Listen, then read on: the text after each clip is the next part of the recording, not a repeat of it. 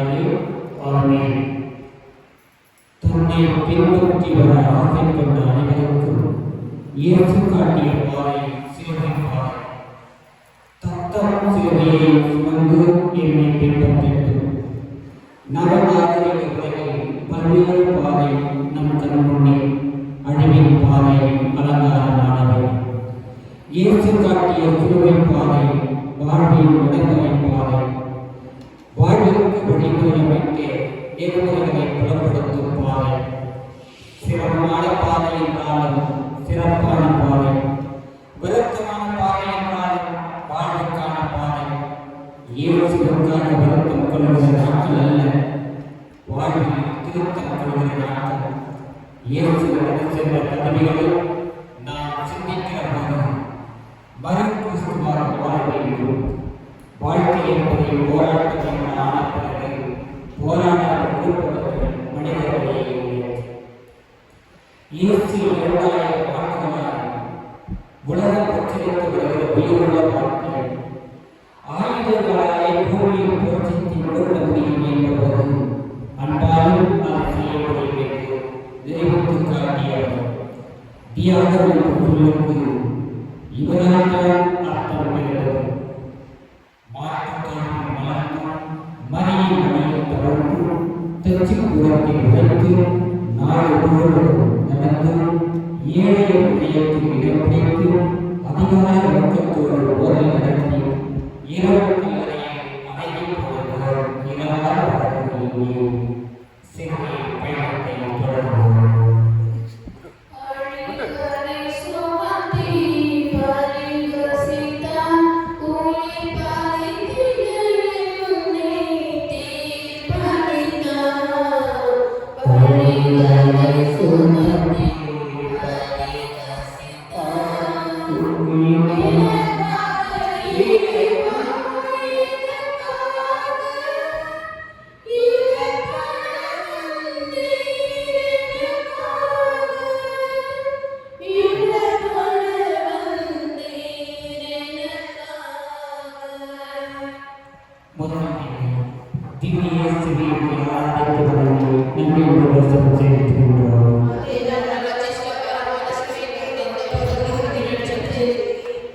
இயேசு சிலுவையில் சாவுக்கு தீர்ப்பிடப்படுகிறார்.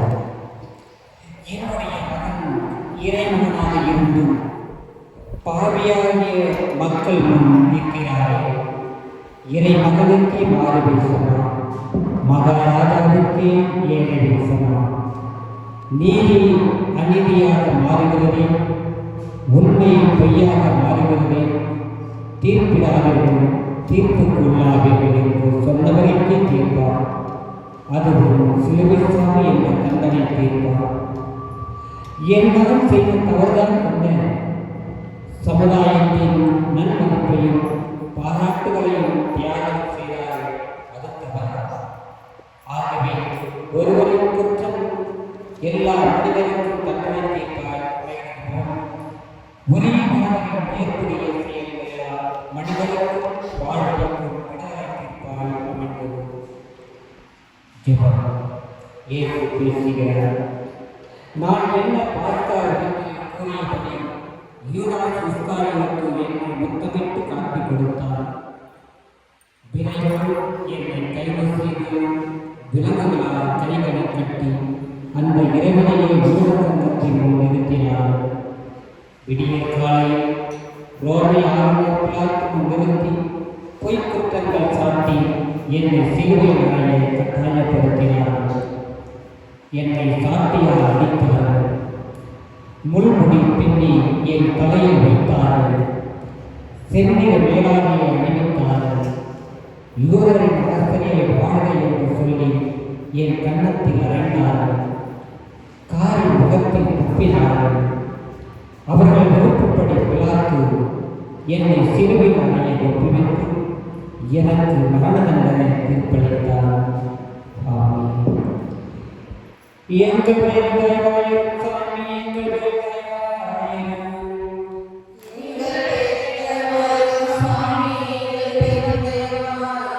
மறுத்து விசுவாசத்தினால் சர்வீஸ் சமாதானத்தில்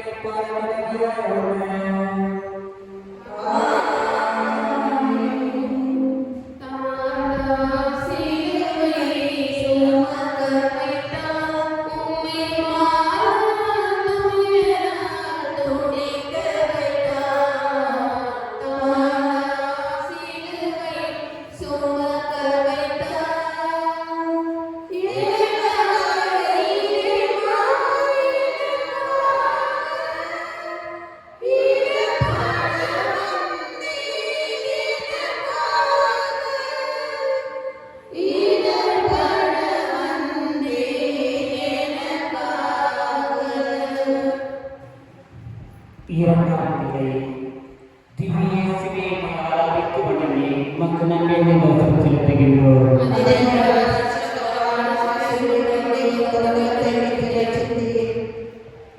இயேசுவின் மீது சிலுவையில் சுமத்தப்படுகின்றது. என்னுடைய அன்பு மகனை பாருங்கள், என் மகனை அரசன் என்று மக்கள் சொன்னது குற்றமா? மெய்யாகவே அவர் தம் பிடிகளை தாங்கிக் கொண்டார், நம் துன்பங்களை சுமந்து கொண்டார். நாமோ அவர் கடவுளால் அழைக்கப்பட்டு நொறுக்கப்பட்டவர் என்றும் சிறுமைப்படுத்தப்பட்டவர் என்றும் எண்ணினோம். அவரோ நம் குற்றங்களுக்காக காயமடைந்தார், நம் தீச்செயல்களுக்காக ஒதுக்கப்பட்டார். நமக்கு நிறைவாழ்விலே அவர் தண்டிக்கப்பட்டார். அவர் தம் காயங்களால் நாம் குணமடைகின்றோம். ஜெபம். இயேசு பேசுகிறார்.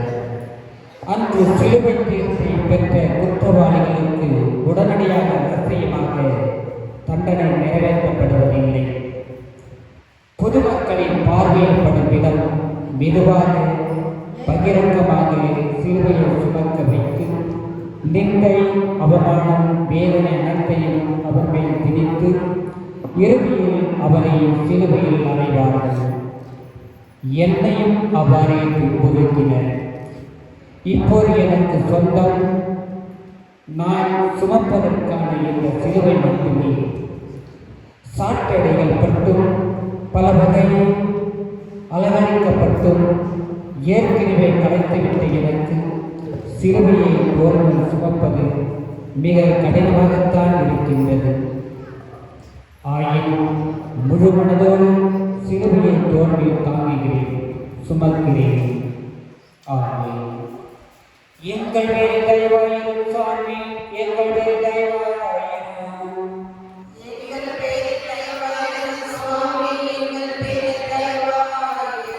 மரித்த விசுவாசிகளின் ஆன்மாக்கள் சர்வேஸ்வர இலக்கத்தினால் சமாதானத்தை இறைப்பார்கள்.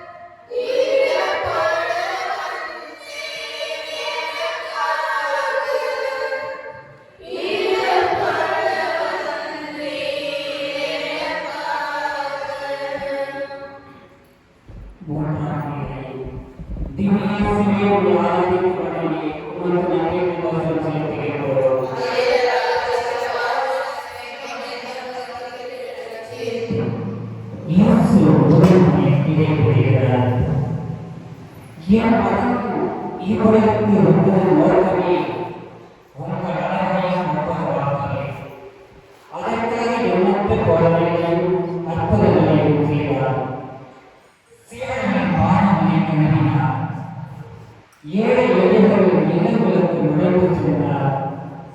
இப்போது அளப்பரிய காரியங்களை செய்தவர் மனிதர்களின் உடன்படிக்கையை நிறைவு செய்கிறார். மக்களின் பாவங்களை மன்னிக்க மாநில அதிகாரத்தோடு இருப்பதை நீங்கள் அறிந்து கொள்ள வேண்டும் என்கிறார். எனவே அவர் உடன்படிக்கையை நோக்கி, நான் உனக்கு சொல்கிறேன், நீர் எழுந்து உன்னுடைய கட்டிலை தூக்கிக் கொண்டு உங்கள் வீட்டுக்கு போயிருந்தார். ஜெபம். இயேசு பேசுகிறார். சிலுவையின் சுமையும் அதிக களைப்பும் கரடு பொருளான பாதையும் என்னை தடுமாறவிட்டன. நான் சிலுவையை சுமந்து செல்வதற்கு அநேக மக்கள், என்னை குறித்து எதுவும் தெரியாத மக்கள், அவர்கள் நான் செய்வதற்குதான் தண்டனை பெறுகின்றேன் என்று நினைத்திருக்க வேண்டும். அறியாமையே பரிசெயல் பலருடன் சேர்ந்து என்னை எளிய நகையாடியிருப்பார்கள். இந்த மனத்துயரம் சோர்வு என்னை அடுத்து சோர்வு முறையாக கீழே விடுகிறேன். ஆமென். எங்கள் விருந்தாய் எங்கள் விருந்தாய்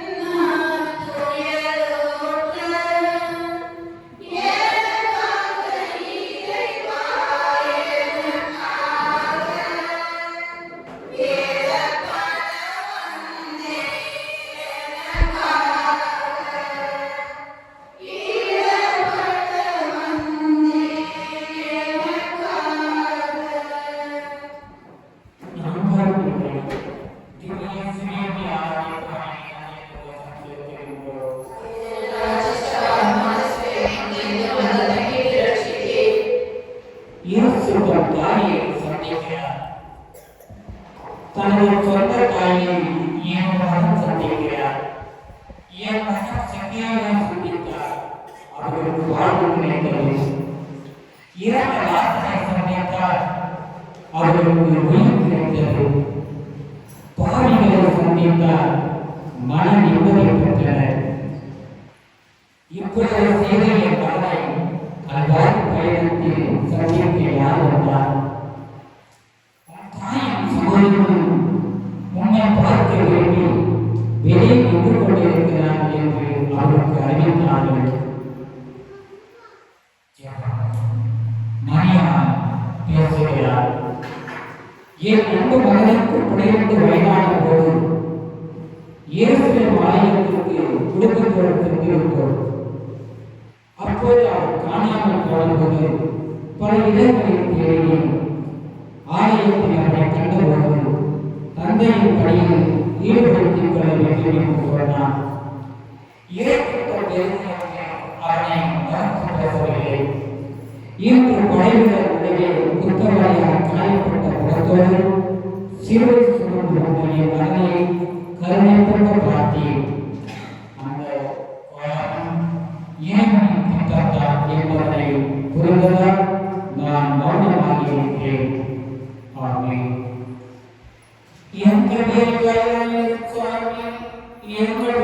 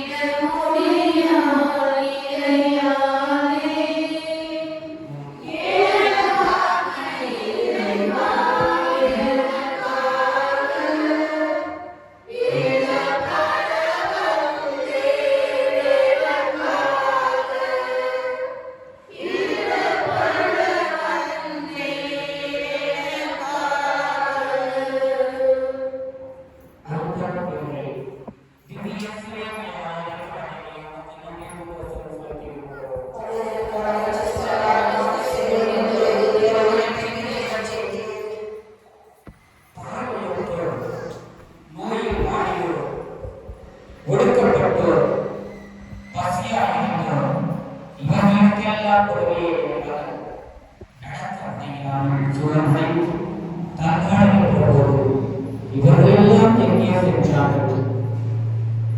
அங்கே நானே சீர்வாய்க்கிறது யாரும் வரவில்லையே. அவளும் கட்டாயத்தின் பேரிலே வந்தார். தன் நண்பர்களுக்கான பெயரை கொடுப்பதை விட சிறந்த அன்பு யாரும் கொண்டில்லை. இவர் சீமோன் பேசுகிறார். என் பெயர் சீமோன். எகிப்தில் சேரு என்ற ஊரை சேர்ந்தவர். அலெக்சாண்டர் ரூபன் என்பவர்களின் தந்தை. பரம ஏழை. பிறப்பு தேடி கோவில் தொழில் செய்ய வாழ்த்தினர் சென்று அன்று வெள்ளிக்கிழமை வேலை முடித்துவிட்டு வயல்களுக்கு திரும்பிக் கொண்டிருந்தேன். ரோமை படை வீரர்கள் புடைசூழல் குற்றவாளிகளுடன் தோழில் சிறுமியோடு தள்ளாட கண்டேன். படைவீரர்கள் கூட்டத்தை வைத்துவிட்டு எண்ணிட வந்தார். அந்த சிறுவையை தூக்கி வாய்க்கு என் சம்மதம் கேளாமலே இருந்தார். பயத்தினால் படித்து உடன் சென்றேன். கட்டாயத்தினால் இயற்கையில் அருகில் சென்றேன். கசையடிகளும் கலைப்பும் நேர உயிரற்றிருந்த அவரது அழகுடன் சிறுவையை ஆரத்தமிழ் சிறிது தூக்கினேன்.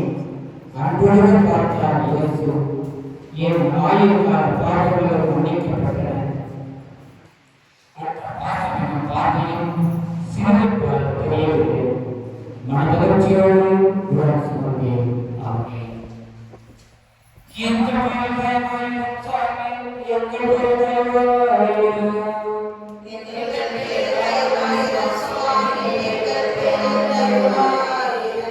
மரித்த விசுவாசிகள் நாமத்தில் சர்வசுரத்தினால் சமாதானத்தில்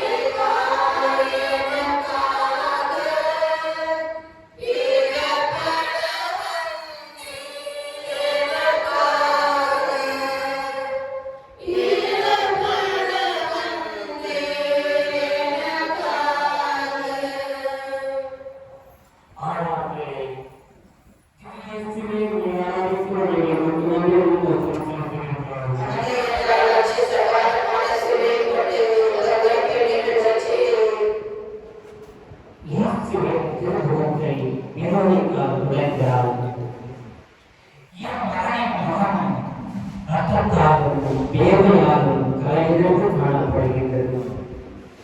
வாழைக்கிழங்கு சுற்றி இறங்கின்ற சூரியன் நிறைய கற்பனைகள் தொடர்ந்து சந்தையால் அடைத்துக் கொண்டிருக்கும் படைவீரர்கள், ஏழம் செய்கின்ற மக்கள், அதற்கு சிரிக்கின்ற பரிசேயர்கள், இவை அனைத்தும் என் மகனின் குலத்தை உழைக்கிற தருவாய் இருக்கிறார்.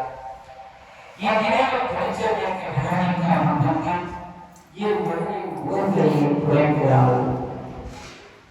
மேலும் அவர் பெருசுமை சொன்ன சோற்றிருப்பவர்களில் இருவரும் என்ற பாடுகள் நான் உங்களுக்கு ஏற்பாடுகள் தருவேன் என்கிறார்.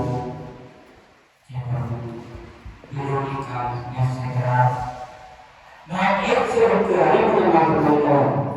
அவர் என்னை அப்பொழுதும் முதல் முறையாக பார்த்தார். இயேசுவுக்கு அவர் வந்தபோது ஒளிவுக்கிழமை வெட்டி போட்டு நாங்கள் கோவில்களை விடுத்து வரவேற்ற போது அவர் என்னை கண்டறிந்தார். அவரை பற்றி நான் கேள்விப்பட்டிருந்தேன். ஆயிரத்திற்கு எடுத்து வரப்பட்ட பெண்ணுக்கு அவர் யாரும் கேட்டது என் சிறுத்தருக்கு எட்டியது. எருசலேம் கோவிலின் பெண்களுக்கும் பிறகத்தானுக்கும் இடம் கொடுக்காமல் அவர்கள் பகுதியில் வர்த்தகம் செய்தவர்களை உயர்த்தி வைத்ததை நான் அறிவேன். ஆகவே அவர் மீது ஒரு அனுதாபப்பட்டு கொண்டிருக்கவில்லை. மாறாக அவர் கொள்கைகளையும் நிலைப்பாட்டினையும் உறுதியாக ஏற்றுக்கொண்டேன். சாட்டைகளோடு வந்த படைவீரர்களை தாண்டி, வேலைகளைப் போல் எங்கிருந்த மனிதர்களை தாண்டி துணிவோடு இயேசுவின் முகத்தை முளைத்தார் உருவகித்தார். ஆமென். எங்கள் தேவாலயம் சாமி, எங்கள் தேவாலயம்.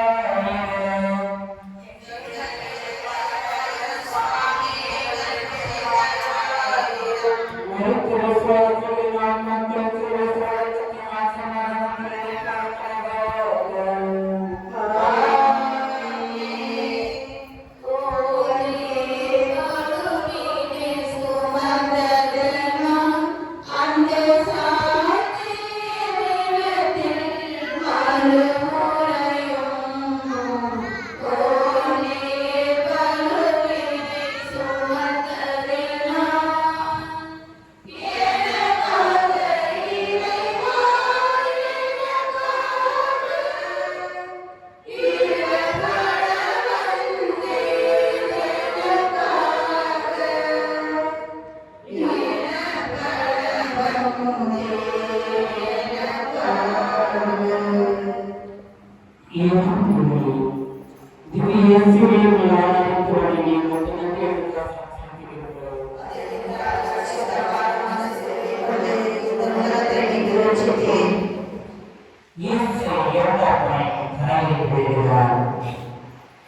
என் மனம் துணையாமையால் நிரப்பப்பட்டிருந்த போது சாத்தானின் சோதனையை விடவில்லை. நற்செய்தியை போதித்த போது யூதர்களின் கையில் அகப்படவில்லை. ஆனால் அவருடைய பாடத்தால் இரண்டாவதை நிறைவேற்றுகிறார். ஏழைகளையும் ஏற்றுக்கொள்ளாதவர்களையும் நாடி வந்த என்றால் ஆதரவற்றவர்களையும் அடிப்பட்டவர்களையும் அணைக்கப்பட்ட என்றால் அனைத்தையும் என் மக்களுக்காக தியாகம் செய்ததன் விளைவு இன்று நடக்கிறார். நீங்கள் மனதில் உங்கள் வாழ்வை காத்துக் கொள்ளுங்கள்.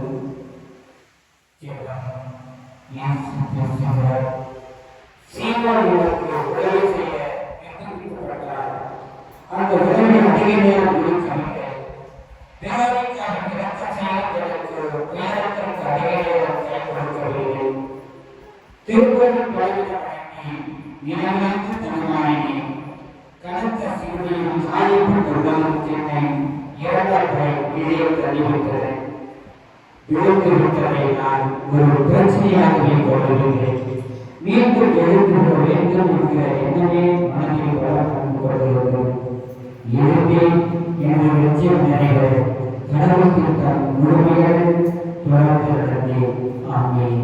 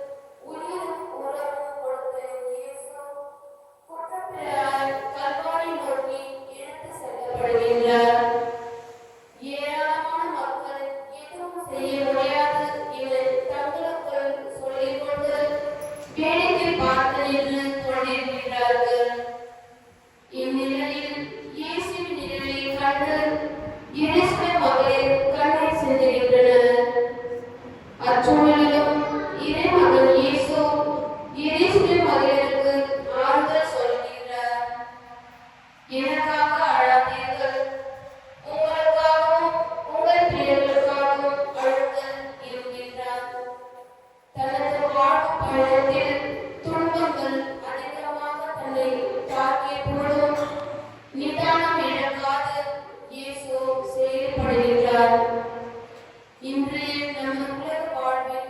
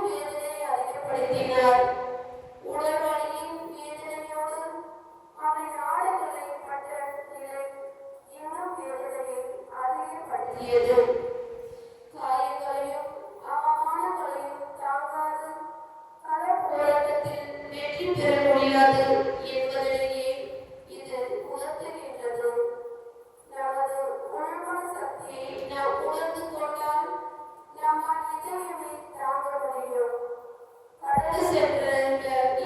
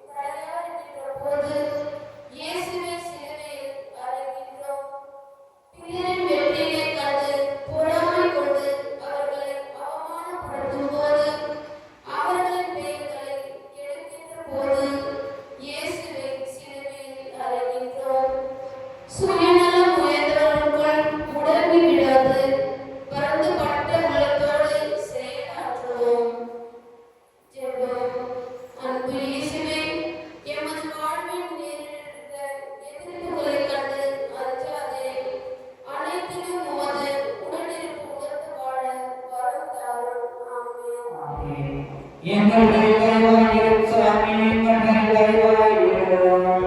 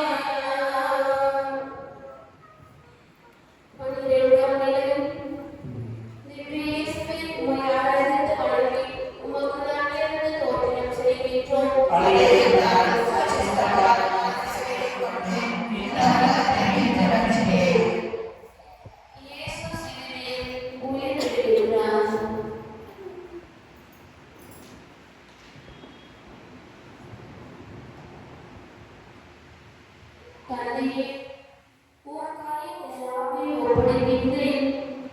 எல்லாம் நிறைவேற்று எண்ணமைத்த தன் ஆவியை இறைவனிடம் ஒப்படைக்கின்றேன். இயேசுவே, இது இறைமகன் இயேசுவே, தந்தை கடவுள் தன்னிடம் ஒப்படைத்த பணியை நிறைவாக செய்து முடித்துவிட்டார் என்பதனை உணர்த்துகின்றார். நாம் ஒவ்வொருவரும் வாழ்வுக்கும் இறைவன் ஒரு சிறப்பு திட்டத்தை வகுத்து கொடுத்திருக்கின்றார் என்பதனை நாம் உணர்ந்திட வேண்டும். இதற்கேற்ப நாம் செயலாற்றுவதற்கு நம்மையே முதலில் கையெழுத்திட வேண்டும். நாம் பெற்றிருக்கின்ற கிறிஸ்துவ வாழ்வு இறைவனின் தனிச்சிறப்பு மிக்க அழைப்பு என்பதனை முதலில் உணர்ந்திட வேண்டும். எந்தவிதமான அதிகாரத்துடன் சமரசம் செய்யாது முன்னிலை பாதையை வழிநடத்துவதற்கு கொடுக்கப்பட்ட மேலான கொடை என்பதனை ஏற்றிட வேண்டும். அப்போது இப்பயணத்தில் நமக்கு நேரிடுகின்ற சவால்கள் அனைத்தும் எளிதென்று தோன்றும். இயேசுவின் ஒவ்வொரு அசைவையும் இச்சமுதாயத்தில் உருவாக்கிய பொருள் சார்ந்த மாற்றங்கள் நாம் வழியாக செயல்படுவோம் பெற உழைப்போம். ஜெபம். அன்பு இயேசுவே, இயேசுவின் பொருளை கண்டுணர்ந்து ஏழை எளிய மக்களுக்காய் பணி செய்யும் ஆற்றலினை எமக்கு தந்தருளும். ஆமென். எங்கள் கருவாயிரும் சுவாமி, எங்கள் கருவாயிரும்.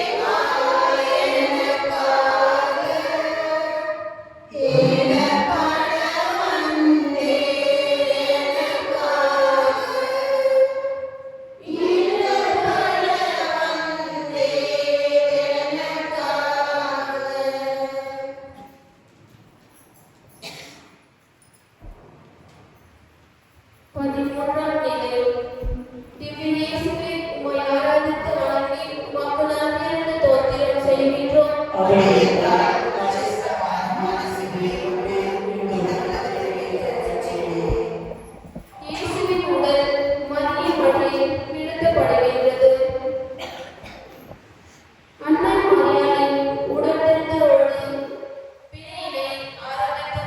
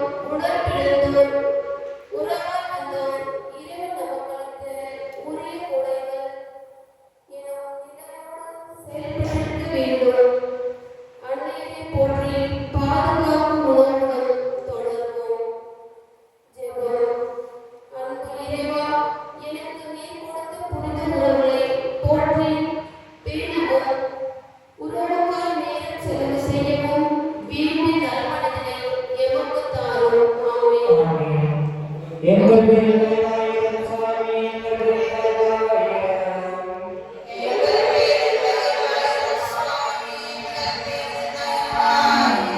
மனித விசுவாசிகளின் ஆன்மாக்கள் சர்வேஸ்வரத்தினால் சமாதானத்திலே காணப்படுவார்கள்.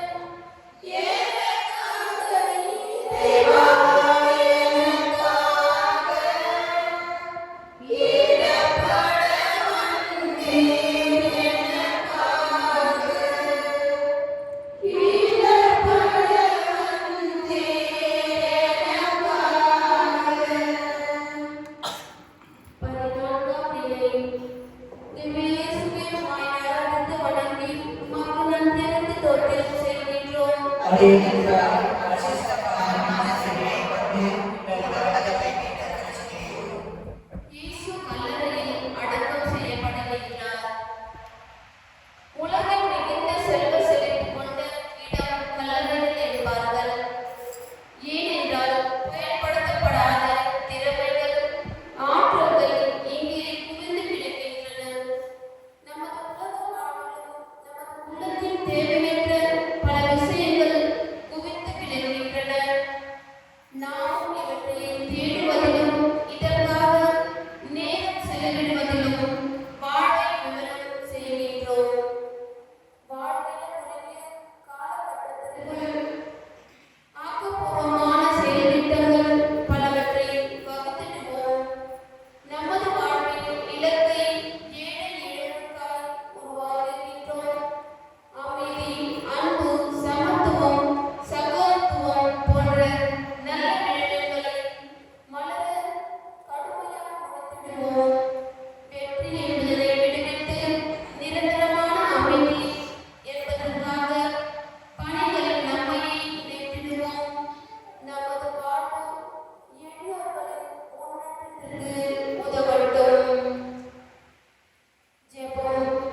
அன்பு இயேசுவே, வாழ்வின் அவசியமான அனைத்தையும் கற்று சக மனிதர்களின் மேம்பாட்டிற்காய் உழைத்திடும் ஆற்றலை என்னுள் விதைத்தருளும். ஆமென். எங்கள் பேரில் தயவாயிரும் சுவாமி, எங்கள் பேரில் தயவாயிரும்.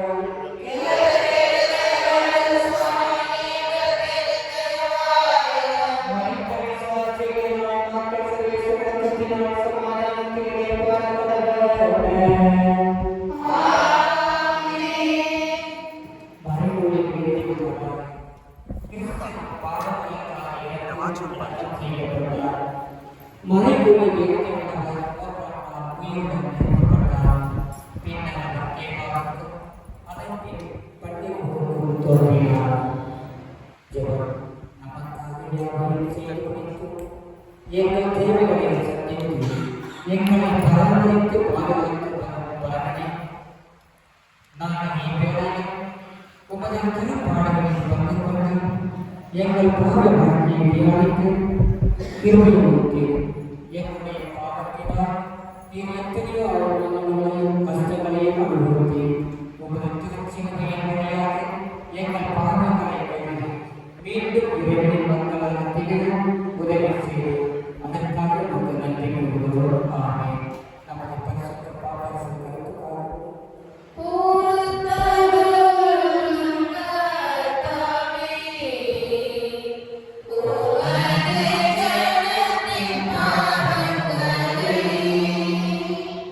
Yeah.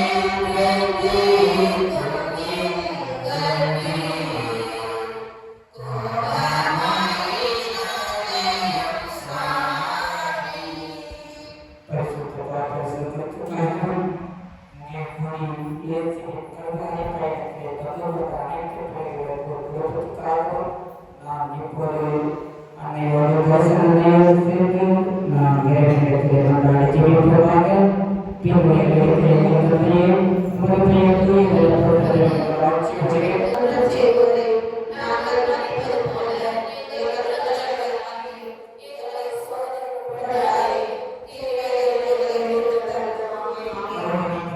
ஆமென். ஆண்டவர் உம்முடைய தூய வாசகத்தவனே,